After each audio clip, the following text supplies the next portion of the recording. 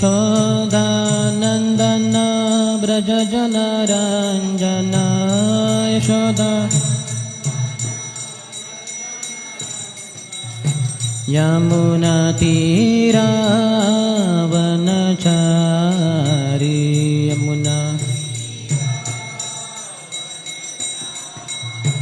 यमुनातीरावनचारी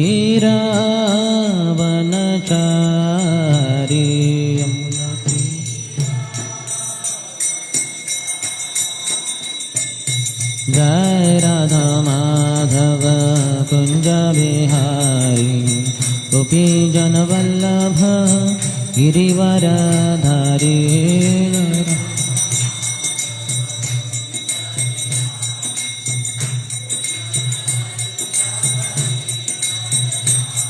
हरे Krishna Krishna Krishna Hare Hare Hare Ram Ram Ram Hare Hare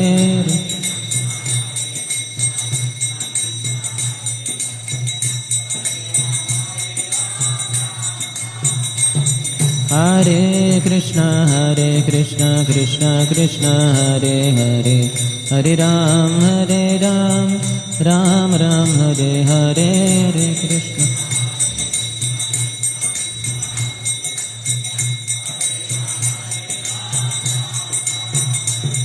Hare Krishna Hare Krishna Krishna Krishna Hare Hare Hare Ram Ram Ram Hare Hare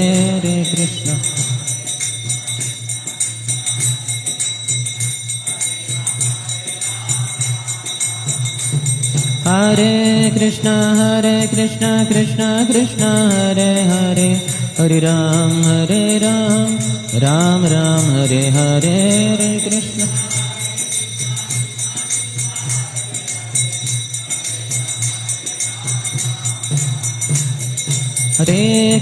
Hare Krishna Krishna Krishna Hare Hare Hare Ram Ram Ram Hare Hare Hare Krishna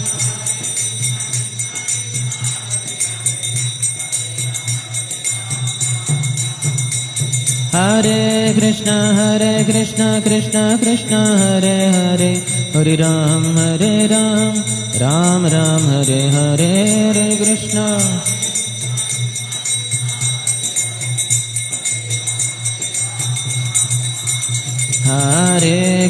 Hare Krishna Krishna Krishna Hare Hare Hare Ram Ram Ram Hare Hare Hare Krishna Hare Krishna Krishna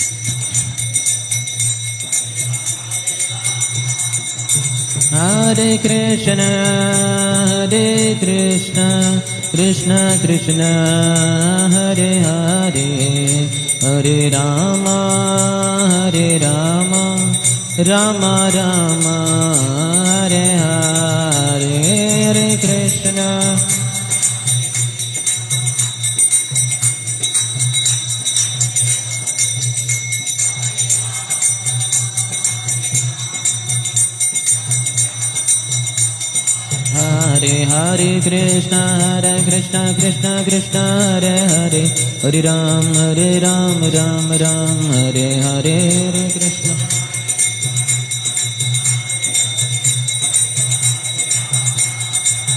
Hare Krishna Hare Krishna Krishna Krishna Hare Hare Hare Ram Ram Ram Hare Hare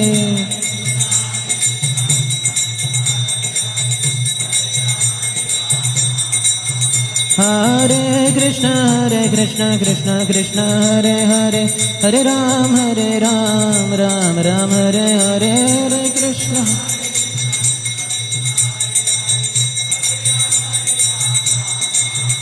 Hare Krishna Hare Krishna Krishna Krishna Hare Hare Hare Ram Ram Ram Hare Hare Hare Krishna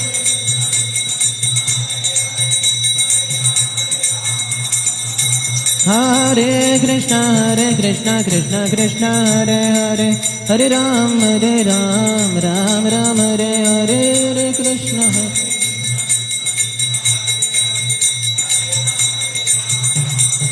Hare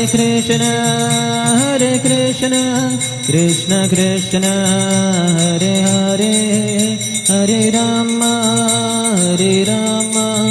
Rama Rama Hare Hare, Hare Krishna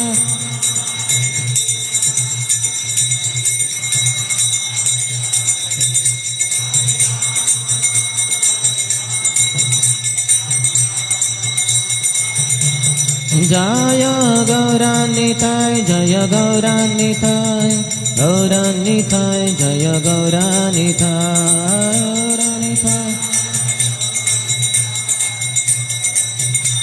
Jaya Gauranitai.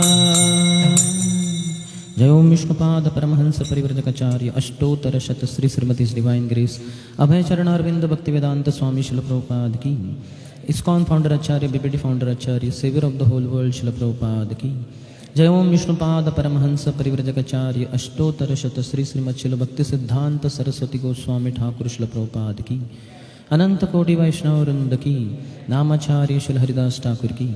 प्रेम से कहो श्री कृष्ण चैतन्य प्रभु नित्यानंद, श्री अद्वैत गदाधर श्रीवास आदि गौर भक्त वृंद की।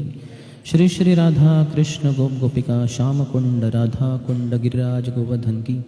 ब्रजभूमि श्री वृंदावन धाम की, मथुरापुरी धाम की, पुरुषोत्तम क्षेत्र श्री जगन्नाथपुरी धाम की, श्री नवद्वीप मायापुर धाम की, गंगा मैया की, यमुना मैया की, भक्ति देवी की, श्रीमती तुलसी महारानी की, समवेत गौर भक्त वृंद की। श्री श्री राधा गोपीनाथ ललिता विशाखा सखी की, श्री श्री जगन्नाथ बलदेव सुभद्र मैया की, श्री श्री गौर निताय की, श्री गिरधर गोपाल की, ग्रंथराज श्रीमद् भागवतम की, निताय गौर Premanandi. All glories to the assembled devotees, all glories to the assembled devotees, all glories to the assembled devotees, all glories, all glories, all glories to Shri Guru and Shri Gauranga. नमो विष्णुपदाय कृष्ण पृष्ठाय भूतले श्रीमती भक्ति वेदांत स्वामी निति नामिने, नमस्ते सरस्वती देवे गौरवाणी प्रचारिणे, निर्विशेष शून्यवादी पाश्चात्य देश तारिणे। ओम नमो भगवते वासुदेवाय, ओम नमो भगवते वासुदेवाय,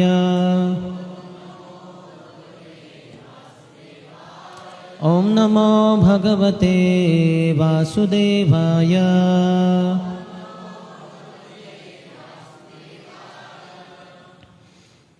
हम पढ़ रहे हैं श्रीमद् भागवतम स्कंद 1, स्कंद पहला, अध्याय 5, जिसका शीर्षक है श्री नारद मुनि द्वारा श्रील व्यासदेव को श्रीमद् भागवतम के विषय में आदेश। श्लोक संख्या 23, मेरे पीछे दोहराइए। अहम पुरातीत भवे अभवं मुने, दास्यास्तु कश्चाश्चन वेदवादिनां, निरूपितो बालक एव योगिनां, शुश्रूषणे प्रावृषि निर्विविक्षताम्। श्लोक वैसे भी नहीं है ना, तो हम आगे बढ़ते हैं। इसका शब्दशः अर्थ, अनुवाद और तात्पर्य कृष्ण कृपा श्रीमती अभय चरणारविंद भक्ति वेदांत स्वामी शिल प्रभुपाद के द्वारा। अहम, मैं, पुरा प्राचीन काल में, अतीत भवे पूर्व कल्प में, अभवम था, मुने हे मुनि, दास्यः दासिका, तू लेकिन, कश्चाश्चन किसी, वेदवादिनां वेदांत के अनुयायियों का, निरूपितः लगा हुआ, बालकः बाल सेवक, एव केवल, योगिनां भक्तों की, शुश्रूषणे सेवा में, प्रावृषि वर्षा ऋतु के 4 मासों में, निर्विविक्षतां साथ रहते हुए। अनुवाद, हे मुनि, पिछले कल्प में मैं किसी दासी के पुत्र रूप में उत्पन्न हुआ जो वेदांत सिद्धांतों के अनुयायी ब्राह्मणों की सेवा करती थी। जब वे लोग वर्षा ऋतु के चातुर्मास में साथ साथ रहते थे तो मैं उनकी व्यक्तिगत सेवा किया करता था। इसका तात्पर्य मैं एक लाइन पढ़ता हूँ, फिर बाद में प्रवचन के दरमियान इसको एक्सपैंड करेंगे हम। श्री नारद मुनि ने यहाँ पर श्री भगवान की भक्ति से सिक्त वातावरण की अद्भुतता का संक्षिप्त वर्णन किया है। ओम ज्ञानतिमिरान्धस्य ज्ञानाञ्जनशलाकया चक्षुरोन्मिलितं येन तस्मै श्रीगुरवे नमः। श्रीचैतन्यमनोभीष्टं स्थापितं येन भूतले स्वयं रूपः कदा मह्यं ददाति स्वपदान्तिकं। वन्देऽहं श्रीगुरोः श्रीयुतपदकमलं श्रीगुरोन् वैष्णवांश्च श्रीरूपं साग्रजातं सहगणा रघुनाथान्वितं तं सजीवं साद्वैतं सावधूतं परिजनसहितं कृष्णचैतन्यदेवं श्रीराधा कृष्णपादान् सहगणा ललिता श्रीविशाखान्वितांश्च वाञ्छाकल्पतरुभ्यश्च कृपा सिन्धुभ्य एव च पतितानां पावनेभ्यो वैष्णवेभ्यो नमो नमः। जय श्री कृष्ण चैतन्य प्रभु नित्यानंद श्री अद्वैत गदाधर श्रीवास आदि गौर भक्त वृंद। हरे कृष्णा कृष्ण कृष्ण हरे हरे, हरे राम राम राम हरे हरे।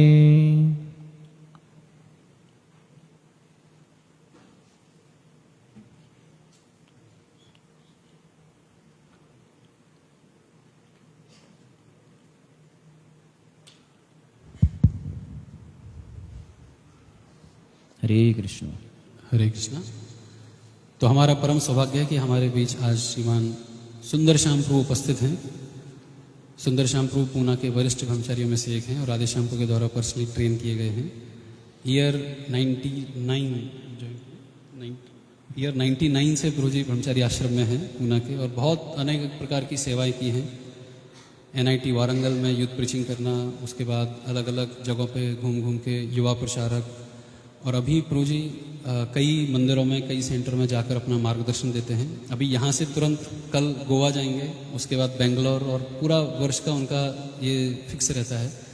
तो हमें कैसे तो भी बाई चांस ये चांस मिल गया, प्रभु जी नगर में आए थे और वहाँ से फिर यहाँ आने का हुआ। तो हम बहुत आभारी हैं प्रभु जी का, उनके हेक्टिक शेड्यूल से अपने समय निकाल कर हमारे लिए संग देने के लिए आए हैं यहाँ पर। तो हम उनका आभार व्यक्त करेंगे अपने पारंपरिक तरीके से 3 बार हरि बोल बोल के। हरि बोल, हरि बोल।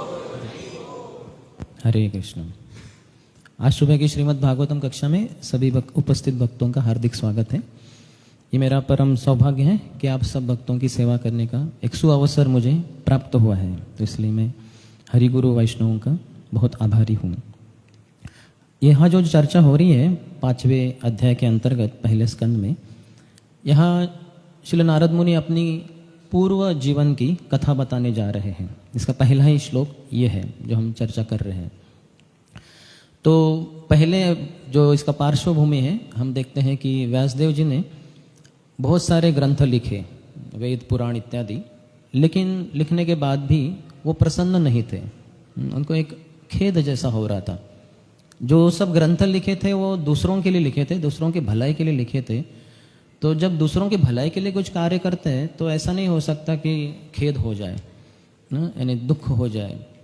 व्यक्ति आनंदी होना चाहिए। भगवान भगवगीता के 6 अध्याय में कहते हैं, नहीं कल्याण कृत कश्चित दुर्गतिम तात गच्छति। हे अर्जुन, जो दूसरों का कल्याण करता है भौतिक स्तर पे भी, उसकी कभी दुर्गति नहीं हो सकती। क्योंकि अर्जुन ये सब योग प्रणाली सुनने के बाद कृष्ण से, ध्यान योग विशेषकर, तो उनको लगा कि ये बहुत कठिन है और ये योग प्रणाली में मैं लग जाऊं और समझिए कि मैं परिपूर्णता प्राप्त न करूं, तो जैसे हिंदी में कहते हैं, न घर का न घाट का, मैंने भौतिक जीवन, भौतिक संसार, सब सुख सुविधा त्याग दी और ये योग पाथ पे, योग मार्ग पे चल दिया और यहाँ भी परिपूर्णता नहीं हुई, तो यहाँ का भी फल नहीं मिला, वहाँ का भी फल नहीं, यहाँ का भी फल नहीं, तो ना घर का ना घाट का जैसे। तो ऐसी स्थिति में क्या होगा मेरा? क्या मैं, जो बड़े बादल से एक छोटा बादल निकलता है और हवा के प्रचंड झोंके से वो ऐसे ही बहक जाता है, उसका नामो निशान मिट जाता है, क्या मेरी भी ऐसी स्थिति हो जाएगी? समझ रहे? तो भगवान कहते हैं नहीं कल्याण कृत कश्चित दुर्गतिम तात गच्छति। हे अर्जुन, जो दूसरों का कल्याण करता है वो कैसे भला दुर्गति को प्राप्त करेगा? तो आगे भगवान कहते हैं कि ऐसे योग भ्रष्ट का, जो योग प्रणाली स्वीकार तो किए, परिपूर्ण नहीं कर पाए, तो अगले जीवन में उसको शुचिनाम श्रीमताम गेहि योगो भ्रष्ट भी जायते। शुचिनाम, शुद्ध परिवार में जन्म होगा जैसे ब्राह्मण इत्यादि, या फिर श्रीमताम दो होते हैं श्रीमंत परिवार, एक तो क्षत्रिय दूसरे वैश्य। तो एक तो ब्राह्मण परिवार में जन्म होगा, बहुत भक्ति है तो, या थोड़ी कम है तो क्षत्रिय वैश्य में होगा। और आगे कहते हैं अथवा योगी नाम एवं कुले भवति धीमताम इतद्धि दुर्लभतरम लोके जन्म यदि दृश्यम। लेकिन अगर बहुत अधिक भक्ति हो गई है तो उसका अगले जन्म में जन्म जो होगा वो वैष्णव परिवार में ही होगा, तो कभी दुर्गति नहीं होगी। तो व्यासदेव जी सोच रहे कि सबकी भलाई के लिए कार्य किया, फिर ऐसे कैसे हुआ, मैं सुखी क्यों नहीं हूँ, आनंद क्यों नहीं? तो शायद मैंने गलती कर दी, बहुत लंबा आपने देखा होगा पिछले सत्रों में कि वो सोचे कि मैंने कुछ तो गलती कर दी। शायद ये गलती ये थी कि भगवान कृष्ण के नाम, रूप, गुण, लीला इत्यादि का मैंने शुद्ध रूप से प्रतिपादन नहीं किया है ये सब वेद शास्त्रों में। और फिर भी उन्होंने अपने गुरु का स्मरण किया कि जब भक्त या शिष्य थोड़ा भ्रम में होता है, संभ्रम में होता है, तो उसको अपने गुरु को याद करना चाहिए। गुरु के क्या आदेश हो सकता है, क्या उपदेश स्थिति में, कैसे ये भ्रम से मैं बाहर निकल सकता हूँ गुरु के आदेश से। तो तुरंत वहाँ नारद मुनि चौथे अध्याय के, वहाँ हम देखें कि तीसरे अध्याय के अंत में वो प्रकट हो जाते हैं, शायद चौथे के इसमें। और फिर जैसे ही आते हैं और वो डांटते हैं व्यासदेव जी को कि कहते हैं कि आपने ऐसे सब कर्मकांड के अंतर्गत धर्म, अर्थ, काम, मोक्ष इसी में लोगों को प्रवृत्त कराया, भगवान के शुद्ध भक्ति को बाजू में रखा, तो क्या आप इससे प्रसन्न है अभी? तो यानी उनकी गलती दिखाई। ये गलती दिखाना गुरु का कर्तव्य होता है। कृष्ण भी अर्जुन को हम देखते हैं, क्लैब्यम मा स्मगम पार्थ नैतत्वयि उपपद्यते। तो वो कहते हैं कि अरे किस प्रकार के, यानी बहुत जोर का है क्लैब्यम, यानी इम्पोर्टेंस। जैसे कोई व्यक्ति बच्चा पैदा नहीं कर पा रहा है, उसमें वो शक्ति नहीं है, इम्पोर्टेंसी, शक्ति नहीं है, वीर्य उतना नहीं है कि वो बच्चा पैदा कर पाए। तो ऐसे भगवान कह रहे उसको, अरे नामर्द, तू क्या बोल रहा है, इतना बड़ा गाली दे रहे भगवान। तो बहुत डांटते हैं शुरुआत ही, और फिर उसको उपदेश देना शुरू कर देते हैं। तो यहाँ नारद मुनि भी डांटते हैं और फिर उनको बताते हैं कि कैसे आपकी गलती है, भगवान के शुद्ध नाम, रूप, गुण, लीला का आपने वर्णन नहीं किया, तो अभी वो कीजिए। अर्थात उसका कारण ये, इसके प्रतिस्वरूप क्या करना है, श्रीमद् भागवतम की रचना करेंगे। तो ये श्रीमद् भागवतम या शुद्ध भक्ति की कितनी शक्ति है, ये बताने के लिए अभी नारद मुनि बता रहे हैं ये श्लोक के द्वारा अपने ही खुद के जीवन से, कि कैसे वो भक्ति में आए, भक्ति में दृढ़ बने और फिर परिपूर्णता को प्राप्त करें इस जीवन में। नारद मुनि के शरीर में भक्ति के अभी वो आचार्य है, भक्ति शक्ति इतनी है नारद मुनि में कि कितने को इन्होंने भक्ति प्रदान की है, हम देख सकते हैं। जैसे हर्यश्वस जो 10,000 लड़के थे राजा प्रचनिबरी के, तो वो तो गए थे तपस्या करने के लिए, तो नारद मुनि ने उनको देखा, बहुत बड़े प्रसन्न हुए, अरे इतने युवक, जैसे हमारे प्रचारक होते हैं जीवदेव प्रभु जैसे ना, तो अगर हजारों लड़कों को देखेंगे सड़क के ऊपर एक साथ ही इकट्ठा, किसी भी कारण से क्यों ना हो, तो वो तो एकदम चल बिचल हो जाएंगे तो तुरंत साउंड सिस्टम की मांग करेंगे तो नारद मुनि बेचैन हो गए तुरंत, और उनको साउंड सिस्टम की जरूरत नहीं पड़ती थी उन दिनों में, तो तुरंत शुरू कर दिया प्रवचन, और 10 के 10,000 लड़के भक्त बन गए, न तो भक्त बन गए, ब्रह्मचारी ही बना दिए उन्होंने। हमारे इतनी शक्ति नहीं, तो हम नारद मुनि की प्रार्थना करते हैं, उनके चरणों की धूली लेते हैं कि हम भी थोड़ा कुछ उनके पद चिन्हों पे चले। फिर अगली बार 1,000 और बच्चे पैदा किए थे इन्होंने, प्राचीनबरी ने, उनको भी जाके मिले और थोड़ा शॉर्ट वन टाइम प्रोग्राम दिया और उनको भी ब्रह्मचारी बना दिया। 11,000 ब्रह्मचारी 2 वन टाइम प्रोग्राम में, एक little longer, one smaller, shorter, बस हो गया। तो ऐसे नारद मुनि है भक्ति शक्ति के आचार्य। तो इसके बारे में वो बता रहे हैं, अहम पुरातीत अभवे भवम मुनि। हे मुनि यानी व्यासदेव मुनि, पूर्व काल में मैं एक दासी के पुत्र के रूप में दास्यास्तु कश्चाश्चन वेदवादी नाम मैं जन्म लिया था। अर्थात नारद मुनि के तीनों जन्म इस श्रीमद् भागवतम के अंतर्गत ही वर्णित है। जैसे 7वें स्कंद में युधिष्ठिर महाराज को जो 11, 12, 13, 14, 15 अंतिम 5 अध्याय है, उसके अंतर्गत वो पहले जन्म की बात, जहाँ वो एक गंधर्व थे उपबर्हण, और उन्होंने कुछ गलती कर दी। जहाँ भगवान का गुणगान करना चाहिए वो सभा में उन्होंने देवताओं का गुणगान करना शुरू कर दिया। कुछ युवतियों को, अप्सराओं को इम्प्रेशन डालने के लिए, उनको थोड़ा आकर्षित करने के लिए, तो वो शापित हो गए कि एक शूद्र के जैसे कार्य कर रहे हैं तो आप शूद्र ही बन जाओ। तो फिर उसी कारण दूसरा जन्म जो अभी यहाँ बताया जा रहा है 5वें अध्याय के अंतर्गत पहले स्कंद में, कि वो शूद्र बन गए और फिर एक दासी के पुत्र थे वो, और फिर कैसे उनको सत्संग प्राप्त हुआ 4 भक्ति वेदांतों का। इसके कारण फिर आगे जाके अगले जन्म में वो नारद मुनि बने। वो अगले अध्याय के अंत में आएगा। और नारद मुनि तो श्रीमद् भागवतम के प्रायः सभी स्कंदों में उपलब्ध रहते हैं। हम देख सकते हैं पहले से लेकर करीबन 12 तक सब जगह नारद मुनि कहीं ना कहीं तो होते ही है। तो यहाँ बता रहे हैं, जैसे पहले ही प्रभुपाद की लाइन है, श्री नारद मुनि ने यहाँ पर श्री भगवान की भक्ति से सिक्त वातावरण की अद्भुतता का संक्षिप्त वर्णन किया है। जो उन्होंने कहा, निरूपितो बालक एवं योगी नाम शुश्रूषणे प्रावरुषि निर्विविक्षताम। मैंने बालक के रूप में, बहुत अच्छा शब्द है यहाँ, बालक का ट्रांसलेशन किया बाल सेवक। हाँ, मैं बालक था लेकिन सेवा की मैंने उन सब भक्ति वेदांतों की, क्योंकि इनकी जो माँ थी शूद्राणी थी, शूद्र परिवार की, तो उनके गांव में ये जो आए थे 4 भक्ति वेदांत आए तो वर्षा ऋतु की शुरुआत ही हुई थी। उनकी स्वागत किया, उनको प्रसाद वगैरह खिलाया, तो उनसे निवेदन किया क्यों ना आप यहीं पे रह जाएं, क्योंकि जो साधु महात्मा होते हैं वो वर्षा ऋतु में प्रवास नहीं करते, बाकी 8 महीने प्रवास करते हैं। वर्षा ऋतु के दरमियान इतनी घनघोर वर्षा होती है, लोग भी ज़्यादा मिलते नहीं, तो प्रचार कैसे कर पाएंगे। तो अपने आप को नरिशमेंट लेने के लिए साथ में आ जाते हैं और अच्छे से श्रवणम कीर्तनम करते हैं 4 महीने के लिए। कितने भी वो साधु हो सकते हैं, 2 हो सकते हैं, 3, 4, 5, यहाँ 4 जन है वो। तो ये बहुत महत्वपूर्ण है कि अपने आप को लेना, इनटेक, फिर हम आउटपुट।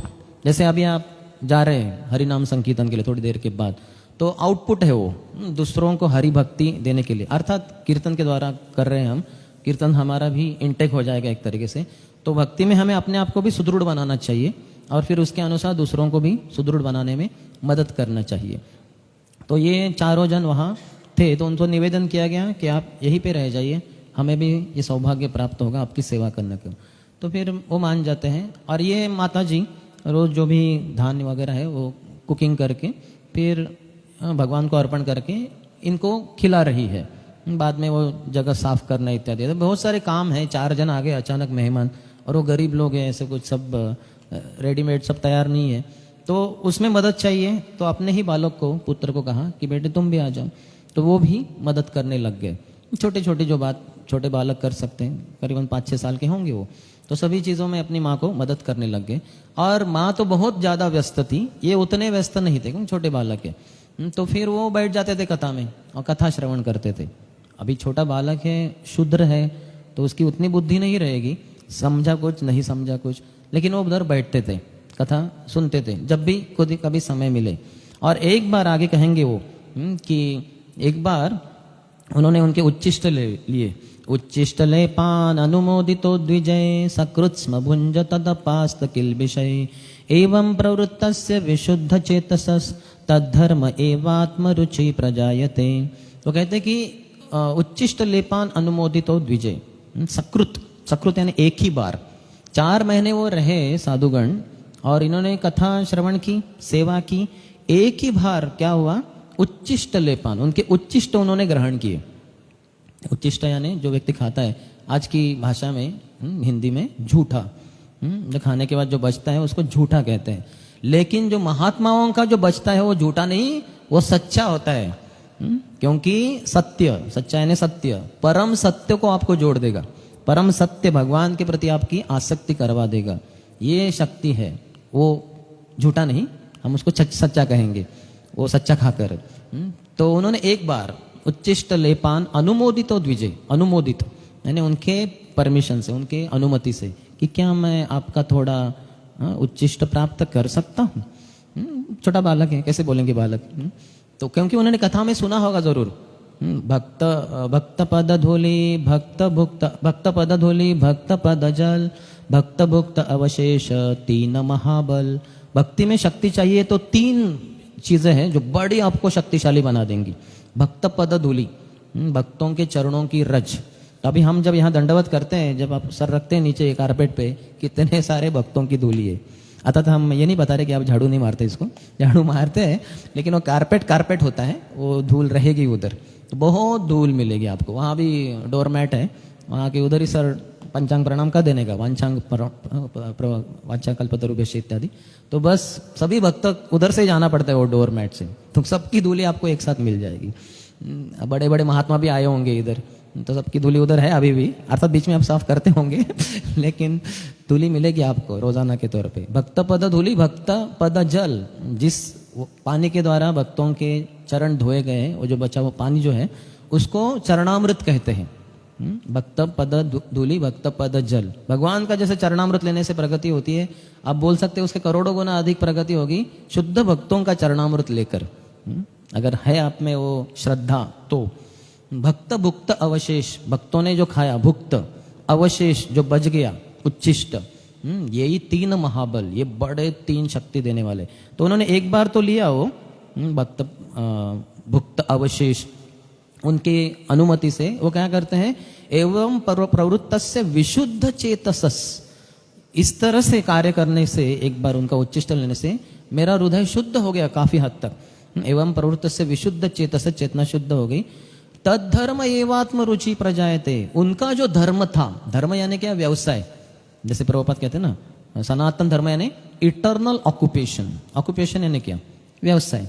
तो हमारा शाश्वत धंधा क्या है, शाश्वत व्यवसाय क्या है, भगवान के नाम रूप गुण इत्यादि का श्रवण कीर्तन करते रहना, यही भक्ति है, शुद्ध भक्ति है कि नहीं। तो इटर्नल सनातन धर्म, सनातन धर्म प्रभुपाद का परिभाषा जो इंट्रोडक्शन में है शायद, या प्रीफेस में है भगवगीता के, कि सनातन जीव का सनातन भगवान के साथ सनातन धर्म, सनातन धाम में, वैकुंठ जगत में जो सनातन संबंध है उसको सनातन धर्म कहते हैं। चार चीजें, सनातन जीव का सनातन भगवान के साथ सनातन धाम यानी वैकुंठ धाम में जो सनातन संबंध है उसको सनातन धर्म कहते हैं। तो इस तरह से वो भक्ति में प्रगति शुरू हो जाती है। तद्धर्म एवात्म रुचि प्रजायते, उनके धर्म के प्रति मेरी रुचि उत्पन्न हो गई, उनको आकर्षण पैदा हो गया। तो ये भक्ति में जो वातावरण है उसकी शक्ति है। जैसे प्रभुपाद कह रहे हैं, श्री नारद मुनि ने यहाँ पर श्री भगवान की भक्ति से सिक्त वातावरण की अद्भुतता का संक्षिप्त वर्णन किया है। आप में से कितने भक्तों का ये अनुभव है कि रविवार के दिन यहाँ आने से, भक्तों के साथ जप करने से, कीर्तन करने से, जो भी है प्रसाद लेने से बहुत आपको पावर आ जाती है, शक्ति आ जाती है? हाथ ऊपर कीजिए। जो अन्य दिन शायद आपके लिए वो अनुभूति नहीं हो सकती, क्योंकि घर में इतने भक्त नहीं होंगे। आपके घर में करते होंगे आप? कितने जन घर में रोज मंगल आरती करते हैं? Very good. 16 माला कितने जन करते हैं? हाँ, तो लेकिन क्या है, कम है भक्त। भागवतम कितना जन एक तो पढ़ते हैं, नहीं तो सुनते हैं घर में। Very good. आप ऑनलाइन भी आजकल कर सकते हैं। तो लेकिन क्या है, उसमें आजू बाजू में ज्यादा कोई नहीं है, पति पत्नी, 2-3-4 बच्चे, कोई एक आध दूसरे पड़ोसी, ज्यादा से ज्यादा कितना होंगे? मुझे तो नहीं लगता 10 से ऊपर होंगे, 10-12 से ऊपर, अगर जॉइंट फैमिली है तो। लेकिन यहाँ आते तो सबसे बड़ा जॉइंट फैमिली अपना है कि नहीं? ब्रह्मचर्यों के लिए सौभाग्य है कि वो मंदिर में ही रहते हैं, लेकिन फिर भी जब कांग्रेगेशन आते हैं रविवार को, इतने सारे, क्योंकि ब्रह्मचारी भी कितने रहेंगे, 10, 20, 30, लेकिन कांग्रेगेशन आ गए सैकड़ों, तो एकदम एक साथ वो जो 10, 20, 30 थे वो अचानक 150, 200, 300 हो गए। तो सताम प्रसंगान मम वीर्य संविदो, सताम यानी भक्तों के संग में व्यक्ति को बहुत शक्ति आती है। संगे शक्ति कलियुगे, इसलिए तो प्रभुपाद ने इस्कॉन संस्था की स्थापना की है। तो ऐसे भक्ति में वातावरण की शक्ति है। तो नारद मुनि को ये शक्ति प्राप्त हुई थी पिछले जन्म में, तो उसका वर्णन कर रहे हैं। तो अभी हम तात्पर्य भी देखना है। वे एक अत्यंत तुच्छ माता पिता की संतान थे, वे पढ़े लिखे भी नहीं थे। तो भक्ति में किसी भी प्रकार के भौतिक पात्रता की बिल्कुल जरूरत नहीं है। 4 प्रकार की भौतिक पात्रताएं होती है। क्या है? जन्म, ऐश्वर्य, श्रुतः, श्रीभी। तो जन्म यानी बहुत अच्छे कुलीन परिवार में जन्म होना, जैसे भारत में शायद, महाराष्ट्र में शायद जोशी परिवार में, पाटिल परिवार, देशमुख शायद, आप बुरा मत मानिए, आपके सरनेम नहीं ले रहा हूँ, आप भी अच्छे ही कुलीन फैमिली थे, लेकिन कुछ थोड़े प्रतिष्ठित भोसले, थोड़ा मराठा, थोड़ा अर्थात उन्होंने और भी कुछ किया है 2-3 दिन पहले, लेकिन फिर भी अच्छा। या फिर आंध्र प्रदेश में है तो रेड्डी, या तमिलनाडु में तो अय्यर, अयंगार, बांग्लादेश बंगाल में है तो फिर चट्टोपाध्याय, मुखोपाध्याय, बंकोपाध्याय, या फिर राजपूत राजस्थान के। तो ये थोड़े प्रतिष्ठित कुलीन परिवार है कि नहीं, कुलकर्णी, ब्राह्मण, क्षत्रिय या वैश्य में ऐसे कुछ, तो तीनों में विशेषकर। तो कुलीन परिवार में जन्म ऐश्वर्य, एक हो सकता है कुलीन परिवार में जन्म हुआ है लेकिन पैसे ही नहीं है तो ऐश्वर्य भी होना, संपत्ति होना, तो ये दूसरा भौतिक पात्रता हो गया। फिर श्रुत यानी बुद्धि होना, बुद्धि होना, वो भौतिक बुद्धि नहीं, जहाँ वो भी हो सकता है बाहर के स्कूल कॉलेजेस में पढ़ना। और श्रीभी, शारीरिक सौंदर्य। तो ये 4 में से एक भी किसी के पास है तो एक भौतिक पात्रता है उसकी। 2 है तो और अधिक हो गई, 3 है तो और अधिक होगी, 4 है तो 4 चांद ही लग गए उसके लेकिन उसका उल्टा भी है। वो कुछ लोग होंगे बहुत ही, यानी खूनी के लड़के के रूप में किसी ने जन्म लिया झोपड़पट्टी में, उसका संपत्ति कुछ भी नहीं, चोरी करके ही वो अगली रोटी कमाता है। और फिर बुद्धि तो कुछ भी नहीं, पक्का बुद्धू है वो, स्कूल में गया ही नहीं, निरक्षर है, अनपढ़ है, अंगूठा छाप है, और फिर कुरूप है बहुत, काला है और उसका मुंह जल गया है और बहुत कुछ हो गया है। तो ये भौतिक अपात्रता हो गई। लेकिन भक्ति में ये भौतिक पात्रता की बिल्कुल भी जरूरत नहीं है। यहाँ हम देख सकते हैं नारद मुनि का जीवन कितने महान, हमने चर्चा की उनका 1 प्रचार, 2 प्रचार, 2 वन टाइम प्रोग्राम की बात की, और तो बताई नहीं हमने कि प्रहलाद जो ऊम में है, ऊम टू टूम, नारद मुनि सबको प्रचार कर सकते हैं, तो इतना शक्तिशाली। लेकिन पिछला जन्म देखिए, कुलीन जन्म में उनका, कुलीन घर में उनका जन्म नहीं हुआ था, पढ़े लिखे नहीं थे, अनपढ़ थे नारद मुनि पिछले जन्म में। और शारीरिक सौंदर्य भी उतना नहीं रहा होगा, क्योंकि शूद्रों का शारीरिक सौंदर्य उतना नहीं रहता है। और कौन सा बचा, संपत्ति क्या था, संपत्ति कुछ भी नहीं था। हाँ, ये माँ है जो विधवा है और उसका एक झोपड़ी है। जब बाद में माँ की मृत्यु होती है, अभी माँ के अंतिम संस्कार करने के लिए लकड़ी चाहिए, हाँ, वो थोड़ा लगता है उसके लिए, उनके पास कुछ भी नहीं। तो उन्होंने क्या किया, माँ के मृत शरीर को झोपड़ी में डाल दिया, झोपड़ी को आग लगा दी, अंतिम संस्कार हो गए। तो 2 ही चीजें थी जीवन में, एक तो माँ थी और दूसरी झोपड़ी थी, और कुछ संपत्ति नहीं थी। तो माँ चली गई भगवान के योजना से, और दूसरा झोपड़ी उन्होंने त्याग दिया, उसको ही जला दिया, यानी अंतिम संस्कार के लिए। तो कितने विरक्त थे वो। तो ऐसे भौतिक किसी भी पात्रता की भक्ति में बिल्कुल भी जरूरत नहीं है। हम कभी भी भक्ति में, आप देखेंगे इस्कॉन में कभी भी हम पूछते नहीं कि आप पढ़े लिखे हैं क्या, पढ़े लिखे हैं तो ही आप आ सकते हैं हमारे कार्यक्रम में, आपके पास धन होना चाहिए, कम से कम आपका बैंक बैलेंस दिखाओ, कम से कम 20 लाख तो होना चाहिए। ठीक है, औरंगाबाद सेंटर में हम थोड़ा दयालु हैं, 10 लाख तो होना ही चाहिए आपका बैंक बैलेंस, है ना। और इस्कॉन एनवीसीसी है तो कम से कम 2 करोड़ होना चाहिए आपका ऐसे कुछ भी हम किसी की धन प्राप्ति वगैरह कभी नहीं बोलते। शारीरिक सौंदर्य कभी भी नहीं देख सकते, कभी भी हम देखते नहीं। या फिर कौन सा बचा, कौन से परिवार से है आप, वो भी हम नहीं देखते। कोई भी हो सकता है, हर कोई भगवान के ही दास है आत्मा के स्तर पे, हर किसी को इस्कॉन में अलाउड है। आगे कहते हैं, तो भी उनकी समस्त शक्ति श्री भगवान की सेवा में संलग्न रहने के कारण वे अमर मुनि बन गए। तो ये भक्ति की शक्ति है। आप कोई भी हो, कितना भी अपात्र हो, आप परिपूर्णता प्राप्त कर सकते हैं, सबसे शक्तिशाली व्यक्ति बन सकते हैं, जो भौतिक जीवन में कभी भी संभव नहीं है। कितना भी यशस्वी व्यक्ति क्यों न हो, भौतिक जीवन में परिपूर्णता प्राप्त नहीं कर सकता। वो कितना भी अमीर हो, कितना भी सुंदर हो, कितना भी पढ़ा लिखा हो, कितना भी कुलीन परिवार से हो, उसको उस स्थिति से प्रभुपाद की भाषा में लात मारकर बाहर निकाला जाएगा। यानी उस शरीर से, कुलीन परिवार का शरीर है, बहुत सुंदर है, पढ़ा लिखा है, बुद्धि है, बहुत कुछ है, डिग्रीज है, वो शरीर से लात मारकर प्रकृति उसको बाहर धकेल देगी। और अगला जन्म क्या है उसका भी कुछ पता नहीं, हो सकता है बुरे परिवार में जन्म हो इत्यादि। तो भौतिक जीवन में कोई भी परिपूर्णता प्राप्त नहीं कर सकता, लेकिन आध्यात्मिक जीवन में हर कोई कर सकता है। हालांकि भौतिक किसी भी पात्रता की जरूरत नहीं है। तो ये यहाँ बताया जा रहा है कि वो अमर मुनि बन गए क्योंकि भक्ति, भगवान की भक्ति में वो लग गए। ऐसी होती है भक्तिमय सेवा की शक्ति। सारे जीव श्री भगवान की तटस्था शक्ति है, अतएव उनकी सार्थकता श्री भगवान की दिव्य प्रेमा भक्ति करने में ही है। जब ऐसा नहीं हो पाता तो मनुष्य की वह स्थिति माया कहलाती है। अतएव जो ही मनुष्य अपनी पूरी शक्ति को इंद्रिय भोग में लगाने के बजाय श्री भगवान की सेवा में लगाता है तो माया का भ्रम तुरंत दूर हो जाता है। जहान कृष्ण तहां नहीं माया अधिकार। जहाँ कृष्ण है वहाँ माया का अधिकार नहीं। जैसे ये सब लाइट्स लगे ऊपर शैंडिलियर्स, तो उनके नीचे लाइट है क्योंकि वो लाइट आ रहा है, लेकिन वही लाइट किसी ऑब्जेक्ट के पीछे नहीं, जैसे ये इसके पीछे नहीं जा पा रही है क्योंकि ये बीच में ब्लॉक कर रहा है। तो लाइट जहाँ नहीं जाती वहाँ अंधकार होता है, सूर्य की हो या ऐसे आर्टिफिशियल लाइट हो।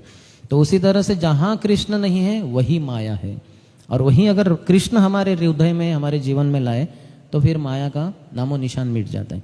तो इसलिए हर भक्तों को तत्पर होना चाहिए, वो देखना चाहिए कि हम अपने आप को हमेशा कृष्ण भावना भावित रखें।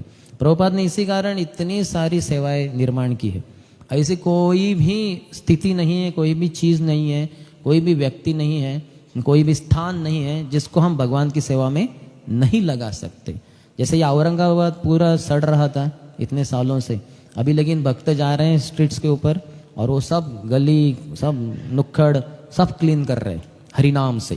हरे कृष्णा कृष्ण कृष्ण हरे हरे, हरे राम राम राम हरे हरे। कहते हैं ऐतिहासिक शहर है, लेकिन वो अशुद्ध ही था इतने करोड़ों सालों से। कुछ आए होंगे भक्त इधर उधर, लेकिन अभी प्रभुपाद की कृपा से इतने सारे भक्त हैं, इधर सेंटर है और भक्त सब जगह पे जाके पुस्तक वितरण कर रहे, प्रसाद बांट रहे, रथ यात्रा कर रहे, हरिनाम संकीर्तन कर रहे। तो इसी तरह से पूरा औरंगाबाद शुद्ध हो जाएगा, उसका कोना कोना, आपको सब उसके कोने कोने में जाकर सब जगह पे हरिनाम करना है। अर्थात भक्त कभी हाथ में माला लेकर स्ट्रीट के ऊपर जाते हैं, तो इस तरह से पूरा वातावरण सभी स्थान शुद्ध किए जा सकते हैं। तो आगे कहते हैं वो, श्री नारद मुनि के पूर्व जन्म के निजी उदाहरण से यह स्पष्ट है कि श्री भगवान की सेवा उनके प्रामाणिक सेवकों की सेवा से ही प्रारंभ होती है। ये बहुत ही महत्वपूर्ण तत्व है भक्ति का। भक्ति में प्रगति करनी है तो हमें भक्तों की सेवा करनी चाहिए। नाम में रुचि, वैष्णव की सेवा और जीवों के प्रति दया। नामे रुचि, वैष्णव सेवा, जीव दया, ये हमारे पूरे भक्ति के जो प्रक्रिया है उसकी ये ही 3 सिर्फ लक्ष्य है और कुछ भी नहीं। चौथी चीज़ें नहीं हमारे जीवन में। नाम में मेरी रुचि हो, वैष्णव की मैं सेवा कर पाऊँ और जीवों के ऊपर दया कर पाऊँ। नाम में रुचि कितनी है, कैसे क्या कर रहा हूँ, उसके लिए वो एक बात है। वैष्णव की कौन से वैष्णव की किस तरह से सेवा कर रहा हूँ और कितने जीवों की किस हद तक दया दिखा रहा हूँ, किस तरह से दिखा रहा हूँ, ये अलग अलग हमारे स्तर के ऊपर हम कर रहे हैं। लेकिन यही हमारे जीवन के 3 लक्ष्य हैं और कोई चौथा लक्ष्य है ही नहीं। तो भक्तों की सेवा इसमें बहुत ही महत्वपूर्ण है। मैं परम पूज्य राधानाथ महाराज के सैकड़ों लेक्चर सुन चुका हूँ, तो इतना जोर है हमारे गुरु महाराज का भक्तों की सेवा के ऊपर। साथ में आके हरि नाम संकीर्तन करो, हरि कथा करो, प्रसाद लो और जिस प्रकार से संभव हो यथा कथा तथा भक्तों की सेवा करो, क्योंकि भक्तों की सेवा से ही भगवान प्रसन्न होते हैं, अन्यथा नहीं। तांदेर चरण से भी भक्त सने बास, जन्म में होए यही अभिलाष। श्री नरोत्तम दास ठाकुर हरि हराय नमः, कृष्ण यादवाय नमः, यादवाय माधवाय केशवाय नमः, ये जो 10 स्टांजर्स का पंक्तियों का जो गीत है, इसमें एक पंक्ति में ये कहते हैं, तांदेर चरण से भी भक्त सने बास। ऐसे महान आचार्य सिक्स गोस्वामी और अन्य भक्तों की चरणों की मैं सेवा करना चाहता हूँ, भक्तों के संग में रहते हुए। भक्त सनेवास, जन्म में होए यही अभिलाष। मेरे हृदय की एक ही अभिलाषा है कि जन्म के बाद जन्म, हर जन्म में, कि यही करूँ मैं, भक्तों के संग में रहते हुए भक्तों की चरणों की सेवा प्राप्त हो, और कुछ भी नहीं, और मेरे जीवन का कोई लक्ष्य ही नहीं। तो वैष्णव सेवा बहुत ही महत्वपूर्ण है। जितना वैष्णव सेवा करेंगे उतना नाम में भी रुचि आएगी, और उसके ही विपरीत भक्तों का अपराध करेंगे, नाम में जो रुचि प्राप्त हुई है वो जाती रहेगी, पूरी भी जा सकती है। ऐसे कितने सारे भक्तों ने कितने सारे अन्य भक्तों का अपराध करके भक्ति को खो दिया है, वो चले गए छोड़कर भक्ति मार्ग को, क्योंकि अपराध कर दिया। वो कहते हैं कि यदि वैष्णव अपराध उठे हाथी माता, उपाड़े व छिंडे तार, सुखे जाए पाता। जब भक्ति लता जो हमें गुरु महाराज देते हैं, उसका वर्णन भी है आगे थोड़ा, तो हम अपने हृदय रूपी भूमि में उसको बोते हैं, तो इसके लिए पहले भगवान के बारे में कथा भी सुनना चाहिए, जिससे कि हमारा हृदय थोड़ा थोड़ा सॉफ्ट होता जाए। जो बहुत ही कठोर हो जाता है हृदय, कठिन हो जाता है भौतिक इच्छाओं के कारण।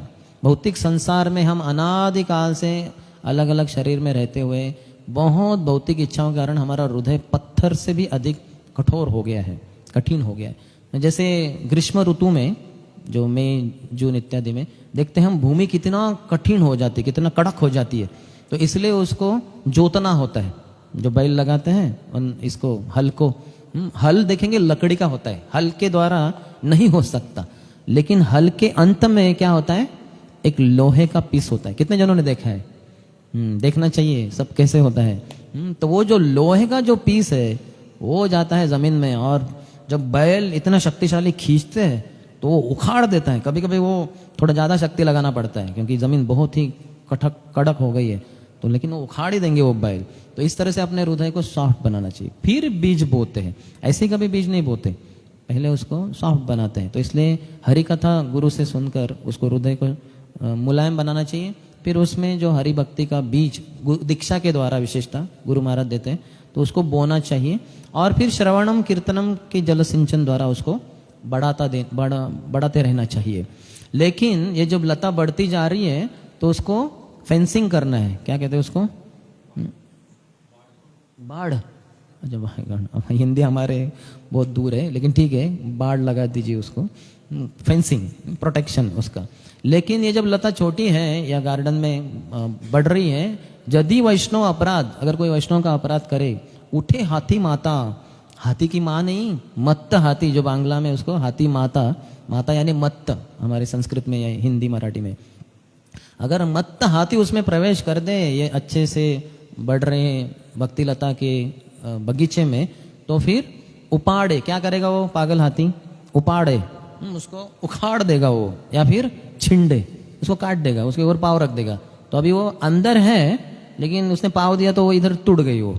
तो दोनों कारण से, एक तो उखाड़ दिया मूल से, या फिर टूट गई वो लता। उपाड़े व छिंडे तार सूखे जाए पाता, परिणाम तो एक ही होने वाला है, उसके पत्ते सब सूखने वाले हैं, क्योंकि वो गया उसका जीवन वो लता का। तो इसलिए हमें वैष्णव का अपराध कभी भी नहीं करना चाहिए। अपराध का एक ही शब्द में अगर बोलना है, अपराध क्या है ना, वो है अनादर, डिसरिस्पेक्ट। किसी भी भक्त का किसी भी तरीके से अगर किसी भी हद तक आप अनादर करें तो वही अपराध बन जाता है। तो इसलिए आदर देना है सबको, सबको। सकले सम्मान कोरिते शकति, देहनाथ जथ जथ, तबे तो गाइबो हरि नाम सुखे, अपराध हबे होता। श्रील भक्तिविनोद ठाकुर अपने गीत में कहते हैं कि सकले सम्मान, मैं सबको सम्मान कर पाऊं। कोरिते शक्ति, इसको बहुत शक्ति लगती है। अभी जैसे देखिए, ये मैं उठा सकता हूँ, कुछ बड़ी बात नहीं है, छोटा बालक भी उठा देगा। अभी ये उठाना है तो थोड़ा कठिन काम है। अगर ये पूरा व्यासासन ही मुझे उठाना है तो बहुत ही कठिन। ये पूरा टेबल ही उठाना है, बहुत ही चैलेंज है। अगर समझिए ये पूरा बिल्डिंग को उठाना है मुझे, तो ये तो नामुमकिन है। तो ये जो मैं डिग्रीज बता रहा हूँ, कैसे एक हल्का चीज, फिर थोड़ा भारी, थोड़ा और भारी, और भारी, और भारी, तो ये इसमें शक्ति अधिकाधिक लगती है। शायद ऐसा कोई होगा पहलवान जो इसको उठा सके, लेकिन मैं तो नहीं उठा सकता उसको।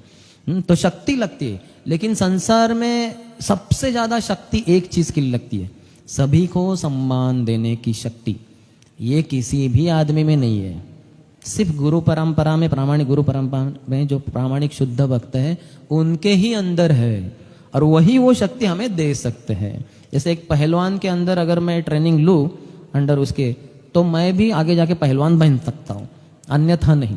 तो वैसे ही ये शुद्ध भक्तों के अंतर्गत रहकर अगर ये शक्ति में है तो उनसे ही प्राप्त हो सकती। सकल सम्मान कोरिते शकति, देह नाथो जथा जथा, वो दीजिए मुझे गुरुदेव, क्योंकि मुझ में नहीं है वो।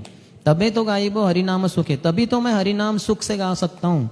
अपराध हबे हो तो, और अपराध नष्ट हो जाएंगे मेरे जीवन से। कब? जब मैं सबको सम्मान दे सकूं। यानी वैष्णव सेवा सबसे महत्वपूर्ण नहीं है। तो ये उन्होंने बहुत बड़े पैमाने पे की, उन्होंने ये 4 जनों की। तो कह रहे कि श्री नारद मुनि के पूर्व जन्मों के निजी उदाहरण से यह स्पष्ट है कि श्री भगवान की सेवा उनके प्रामाणिक सेवकों की सेवा से ही प्रारंभ होती है। हम सब देख सकते हैं, हमारे पास कोई तो भक्त आया और उन्होंने शायद किताब दिखाया या प्रसाद दिया या फिर कुछ रथ यात्रा का इन्विटेशन या जन्माष्टमी का, कितने जनों के पास कोई तो भक्त आया, आपका भक्त के साथ कुछ तो ये हुआ आदान प्रदान और आपकी भक्ति शुरू हुई।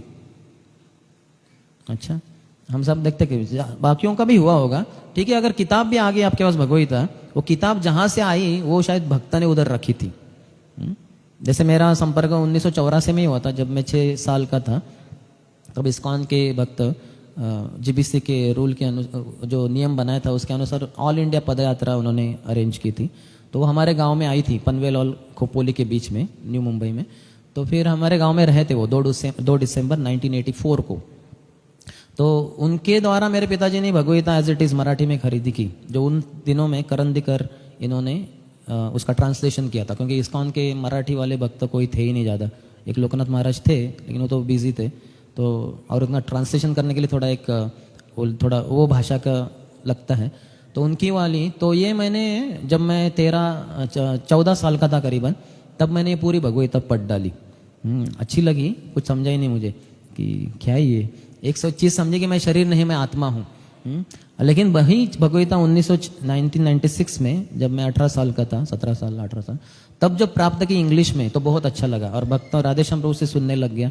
तो उनके कारण वो भक्ति में रुचि बढ़ती गई, अच्छा लगने लगा सब कुछ। श्लोक समझ में आ रहे थे और फिलॉसफी समझ में आ रहा था और बहुत अच्छा लगा। फिर तो हम भक्तों के संग में ही सेकेंड ईयर से चले गए और वहाँ 3 साल करीबन सब वैष्णव के साथ में रहते हुए मंदिर जाते जाते बहुत प्रगति हो गई। और फिर हमने सोचा कि अपना जीवन ही भक्तों के, सभी भक्तों के जीवन में आजीवन हम अर्पित कर दें ब्रह्मचारी के रूप में।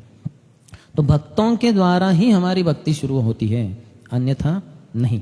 हम कभी कितने जन बाजार में जाके माला खरीद कर लाए और हरि नाम शुरू कर दिया, एक माता जी, लेकिन बाकी सब देखेंगे हमारे भक्तों ने ही दी माला, प्रभु जी जप कीजिए। ऐसे ही हमने बाजार से नहीं खरीदी। तो भक्तों के सेवा से ही हमारी भक्ति की प्रारंभ होता है। श्री भगवान कहते हैं कि मेरे दासों की सेवा मेरी निजी सेवा से बढ़कर है।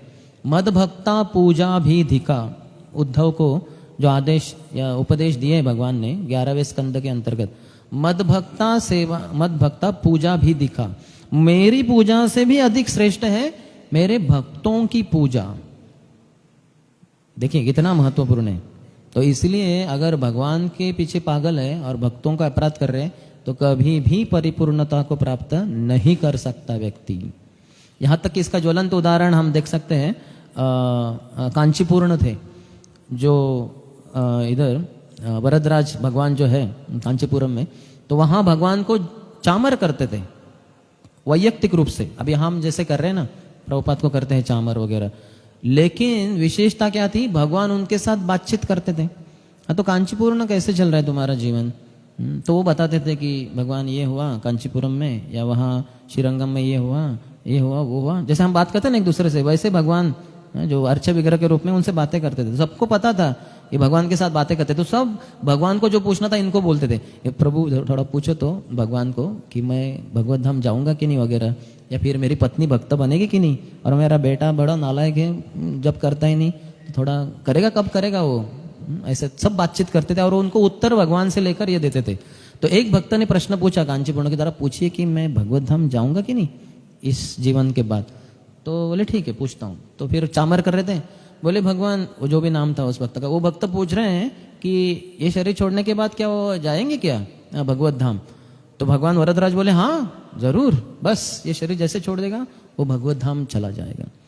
तो फिर ओके मिल गया उत्तर। तो वो गए, फिर बोले भक्त प्रभु जी जो भी है आप भगवत धाम जा रहे हैं।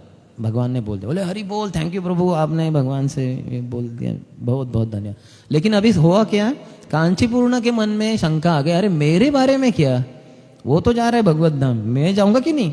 मैं तो जाऊंगा ही शायद, क्योंकि मैं तो इतना चामर डुला रहा हूँ और भगवान से बात भी करता हूँ, हम तो, और तुम्हारे भक्तजनों में हमसे बढ़कर कौन। अर्थात उन्होंने ऐसा सोचा नहीं, लेकिन थोड़ा बहुत उनका भाव था कि जरूरत नहीं है शायद, लेकिन जाएंगे हम, लेकिन फिर भी पूछ लेते हैं। तो अगली बार भगवान वो तो जाएगा भक्त, लेकिन मेरे बारे में क्या, मैं जाऊंगा कि नहीं भगवत धाम ये शरीर छोड़ने के बाद? बोले नहीं कांचीपुरम तुम नहीं जाओगे। क्या मैं नहीं जाऊंगा, क्यों? अरे तुमने मेरे भक्तों की सेवाएं की, वो कब की है? तू तो मेरी ही सेवा कर रहा है, सिर्फ चामर ढुला रहा है इधर, भक्तों की किसी की सेवा ही नहीं की तुमने। बिना भक्तों की सेवा किए भगवत धाम नहीं जा सकते। छाड़िया वैष्णव सेवा निस्तार पाइछे के बा, चल नरोत्तम दास ठाकुर महाशय कहते, अपने वैष्णव की सेवा छोड़ दी, छाड़िया वैष्णव सेवा निस्तार पाइछे के बा। आपका निस्तार कैसे होगा? नहीं निस्तार हो सकता, आप भगवत धाम नहीं जा सकते वैष्णव सेवा के बिना। तो जैसे उन्होंने सुना, नहीं भगवान आपकी सेवा कर रहा हूं ना, नहीं मेरी सेवा करके तो भगवत धाम नहीं जा सकता, मेरे वैष्णवों की सेवा करनी पड़ेगी। तुरंत उसने चामर नीचे रख दिया, चला गया उधर से, कहाँ है वैष्णव? हाँ वैष्णव की सेवा करनी है। लेकिन अभी समस्या ये है कि पूरे इधर कांचीपुरम में सब जानते हैं ये इतने एग्जॉल्टेड हैं, इतने बड़े भक्त हैं, भगवान के साथ बात करते, तो इनको अपनी सेवा कैसे दे सकते? तो कोई देगा ही नहीं उनको, और कोई भी नहीं देने को तैयार। तो बोले ये तो बड़ा समस्या हो गया, अभी वैष्णव की सेवा के बिना भगवत धाम नहीं जा सकते और यहाँ कोई सेवा ही नहीं दे रहे। तो दूर दूर बहुत दूर चले गए, जहाँ बहुत कुछ भक्त थे, तो उनके पास गए, 6 महीने उनके पास रहे, उनके जो भी कुछ घोड़े वगैरह कुछ तो थे उधर, वो सेवा की। उनको पता ही नहीं कि मैं कांचीपुरम हूँ, क्योंकि बताते थे तो समस्या हो जाती थी, तुरंत वो सेवा ही नहीं देते थे।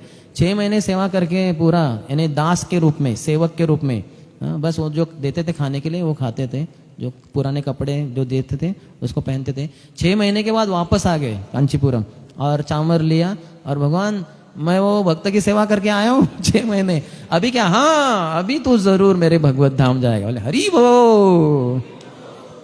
तो देखिए ये प्रत्यक्ष प्रमाण है इसका कि भक्तों की सेवा के बिना आप भगवत धाम जा ही नहीं सकते। कितना भी जप करो, 10 करोड़ मालाएं करो रोज, नहीं जा सकते आप, आपको भक्तों की सेवा करनी ही होगी। तो वही तो प्रभुपाद यहाँ लिख रहे हैं। श्री भगवान कहते हैं कि मेरे दासों की सेवा मेरी निजी सेवा से भी बढ़कर है, मद भक्ता पूजा भी दिखा, मेरी पूजा से अधिक महत्वपूर्ण है भक्तों की पूजा।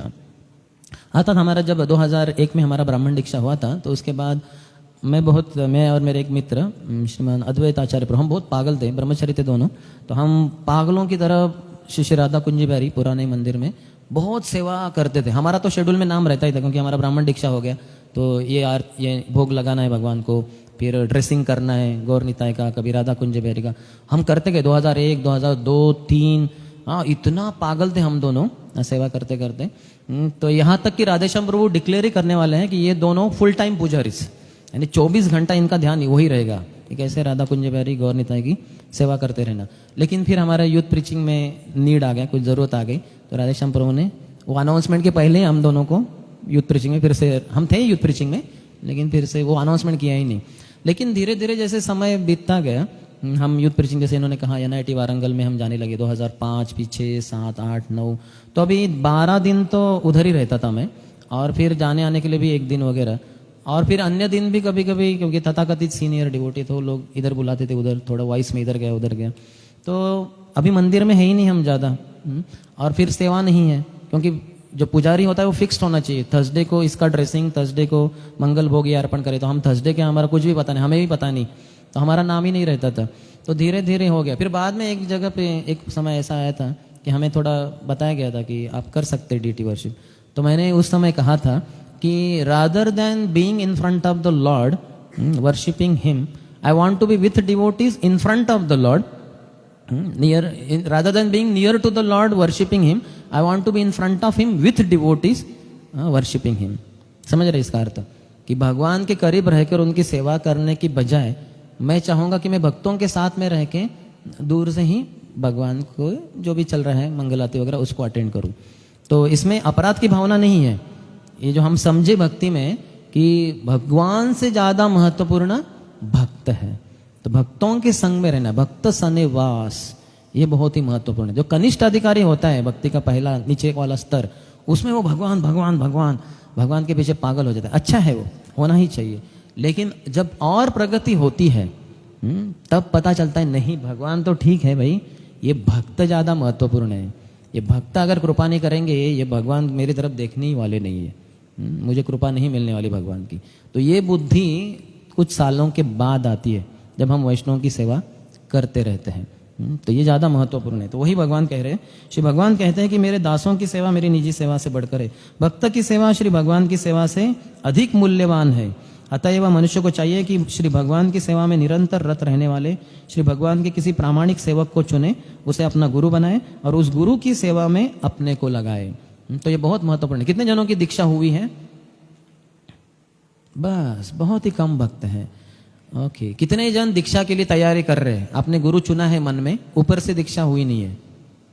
ओ अच्छा, थोड़ा जरूरत है और अधिक। सबको इच्छा होनी चाहिए कि मैं अपने मनुष्य जीवन को सार्थक बनाऊं, और वो संभव नहीं है जब तक एक प्रामाणिक गुरु के चरणों का आश्रय न प्राप्त हो। तो उनका चरणों का आश्रय ही हमें भगवत धाम लेके जा सकता है, भगवान की कृपा दे सकते हैं।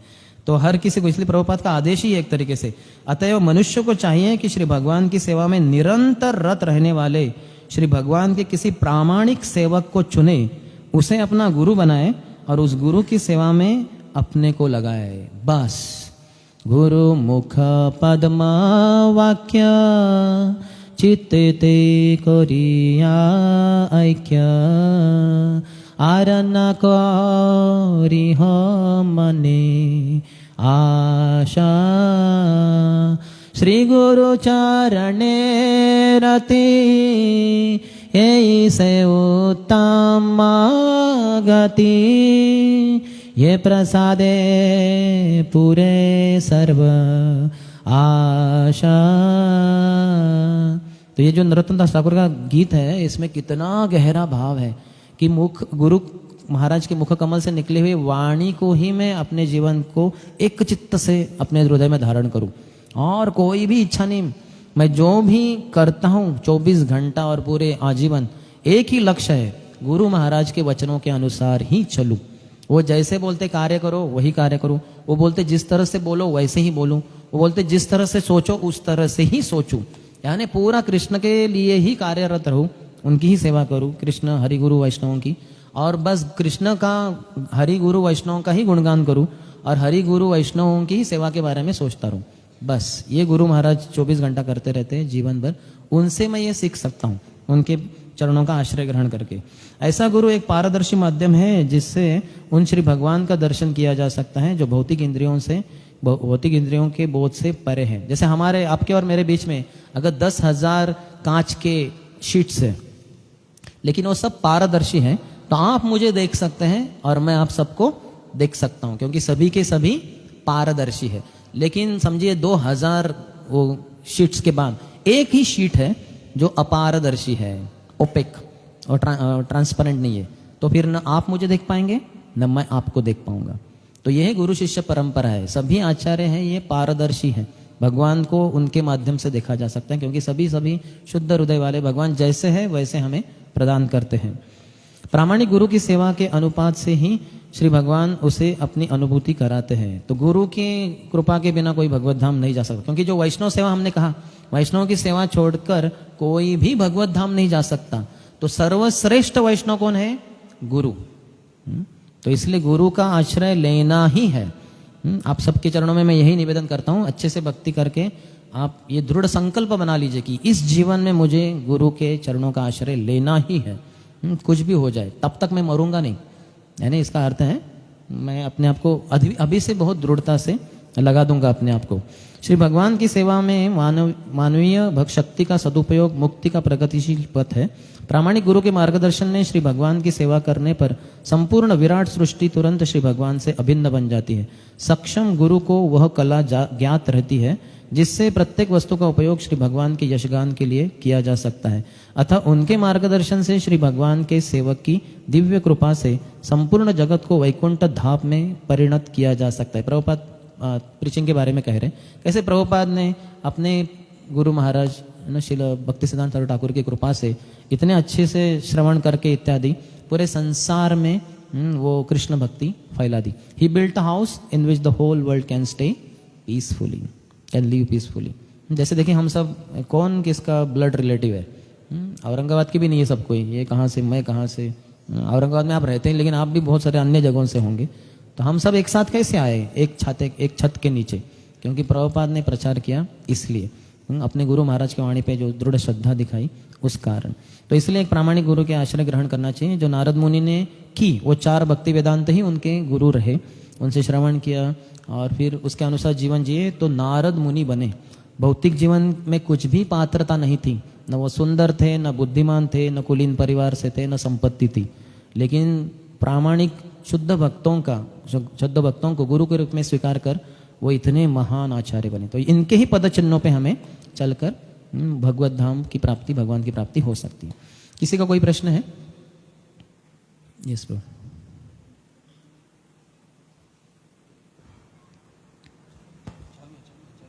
हरे कृष्ण। हरे कृष्ण। प्रभु जी, आपने वैष्णव सेवा, भक्त की सेवा के बारे में बताया है, तो आप उसका एक संक्षिप्त में विस्तार पूर्वक वपू सेवा, वाणी सेवा के द्वारा या किस प्रकार सेवा की जा सकती है भक्त? दोनों करनी चाहिए, वपू सेवा और वाणी सेवा। जो ये पूछ रहे भक्तों की सेवा कैसे कर सकते हैं, वपू यानी उनके शरीर की। हो सकता है कोई वृद्ध भक्त है यहाँ, समझे अभी यहाँ कोई भक्त है, अभी उनको लेके लाठी लेकर चल रहे हो, उनको इन्हें हो रहा है, तो तुरंत हम उनको चेयर ला के दे सकते हैं। उनकी शरीर की सेवा होगी। उनको उठने में मदद कर सकते हैं हाथ देकर, समझे उनको उठने को नहीं हो रहा है चेयर से वगैरह, तो मदद कर सकते हैं, उनको प्रसाद कर सकते हैं। आपके घर परिवार में ही है ऐसे भक्त, तो उनकी आप शुश्रूषा कर सकते हैं, यानी पूरे रूप से उनके कपड़े धोना, उनके लिए कुकिंग करना। ऐसे कोई प्रगत भक्त है या अन्य भक्त भी है, वरिष्ठ भक्त हैं, तो ऐसे वपू सेवा भी कर सकते हैं। और इसके अलावा जो महान भक्त हैं उनकी वाणी की सेवा, वो हमें आदेश देंगे कि ये कीजिए, वो कीजिए, रथ यात्रा कीजिए, अभी एक बड़ा मंदिर बांधिए, राधा कृष्ण को लाइए आपके मंदिर में, या फिर प्रचार कीजिए, पुस्तक वितरण कीजिए। तो दोनों प्रकार की सेवा महत्वपूर्ण है। वपू सेवा जितना हो सके अगर प्रगत भक्तों की कर पाए तो बहुत बड़ा सौभाग्य रह सकता है, लेकिन मिलेंगे नहीं इतने आसानी से। वो तो दुनिया भर घूमते रहते हैं और प्रचार करते रहते हैं, लेकिन आपके सेंटर में आ गए तो ज़रूर आप प्रयास कर सकते हैं उनकी वपू सेवा करने का। लेकिन क्या ना, उसमें भी थोड़ा सा फिर ट्रेनिंग की ज़रूरत होती है। जैसे हमारे पास पूर्णचंद्र गोस्वामी प्रभु आए थे, महाराज आए थे एक बार, वो थे, उन्होंने हमें भगवद्गीता सिखाया 2003 में, भक्ति शास्त्री। तो फिर क्या हुआ, हम में से एक जन ब्रह्मचारी उनके पर्सनल सर्वेंट थे, तो हमें पता नहीं था उनका जो धोती था सैफरन, तो उन्होंने धोने को दिया, तो हमने उसको वॉशिंग पाउडर डाल दिया उसमें, जो भी था, रिन सर्फ इत्यादि, और वो धोती डाल दिया उसमें। 15-20 मिनट के बाद उसको धो के निकाला तो उसके कलर चले गए पूरे, इधर सफ़ेद दाग, इधर सफ़ेद दाग। और हमारा ब्रह्मचारी, ये क्या हो गया? हाँ, ऐसा तो कभी होता नहीं हमारे सैफरन धोती का। तो उन्होंने बताया प्रभु को कि उस समय वो प्रभु थे, कि प्रभु ये ऐसा हो गया। बोले अरे आपने वॉशिंग पाउडर क्यों डाला? बोले वॉशिंग पाउडर में तो धोते हैं ना कपड़े। बोले नहीं, ये नेचुरल डाई किया इसको, और वृंदावन किया कहीं कि, तो मिट्टी से उसको, सफ़ेद धोती को वो मिट्टी लगाकर उसको सैफरन बनाया जाता है, नेचुरल होता है वो। अगर उसमें वॉशिंग पाउडर डाल दे तो सब गड़बड़ हो जाता है। तो ये हमें पता ही नहीं था नेचुरल डाई वाला, तो अभी समझ रहे ना। तो इसलिए ऐसे भक्तों की वपू सेवा इतनी आसानी से नहीं मिलेंगी। आप समझे कुकिंग करना चाहते हैं लोकनाथ महाराज के लिए, राधानाथ महाराज के लिए, तो ऐसे आपको तुरंत किचन में जाके कुकिंग नहीं कर सकते आप। उनके बहुत सारे नियम रहेंगे, ये डालना, ये नहीं डालना, ये कर सकते हैं, वो आपको पता नहीं। तो इसलिए वाणी सेवा के ऊपर ज़्यादा जोर दे सकते हैं। यस, और कोई प्रश्न? यस, अच्छा, लास्ट प्रश्न, समय की कमी है। हरे कृष्ण, धन्यवाद प्रभु जी। अब जो इसे बताया, जो भक्त का सेवा महत्वपूर्ण है, लेकिन कई बार कभी डीटी वर्शिप कर रहा है घर पे, तो उस टाइम भक्त आ जाएगा तो घर पे, उस टाइम क्या करने का? डीटी वर्शिप रोकना है, शास्त्रों में बताया है। उस भक्त का स्वागत करना है और उनको बिठाना है वगैरह, और उनको कह सकते हैं कि थोड़ा सा आरती बचा है, वो करके मैं आपके पास आऊँ, चलेगा ना? बोलते हाँ चलेगा। तो फिर से आपकी घर की ही बात नहीं, ऑल्टर होता है ना इस्कॉन का, मंदिरों का, उसमें भी आज आरती कर रहा है पुजारी, और कोई व्यक्ति आ गया और वो उसको समझ में नहीं आ रहा है ये क्या है, ये थोड़ा वो हड़बड़ा जा रहा है वगैरह, आपको डीटी वर्शिप रोकनी है। आपका घी लैम्प चल रहा है, उसको नीचे रखना है, बाहर आना है पीछे से टेम्पल हॉल में, और उसको कहना है भाई साहब हरे कृष्णा, आप चिंता मत कीजिए, ये आपके ही पिताजी का घर है, राधा कृष्ण है, बस अब मैं आपका ही भाई हूँ, तब शांत हो जाइए आराम से, सब कुछ, थोड़ा मैं आरती करके आ जाऊँ क्या? हाँ करके आ जाओ। तो वापस जाके करना है। भगवान से ज़्यादा भक्त और अन्य जीवात्माओं को जो आदर दे पाता है, ये भगवान की वचन है, शास्त्रों में है ये, ऐसे ही अपने मन से नहीं बोल रहे हम, ये रोकना है। डीटी वर्शिप आपको रोकना चाहिए। इतना। ठीक है, बहुत धन्यवाद। ठीक है, हरे कृष्ण। हरे कृष्ण। हाँ, लास्ट प्रश्न। ओके, लास्ट प्रश्न ये भी है, मैं आपसे पर्सनली बात करता हूँ फिर बाद में। हाँ प्रभु जी, thank you for wonderful class. प्रभु जी, आपने बताया कि भगवान से ज्यादा भक्तों की प्रभुपाद सेवा बोल रहे हैं, भगवान स्वयं उद्धव को बोल रहे हैं, सभी शास्त्र यही बोल रहे हैं।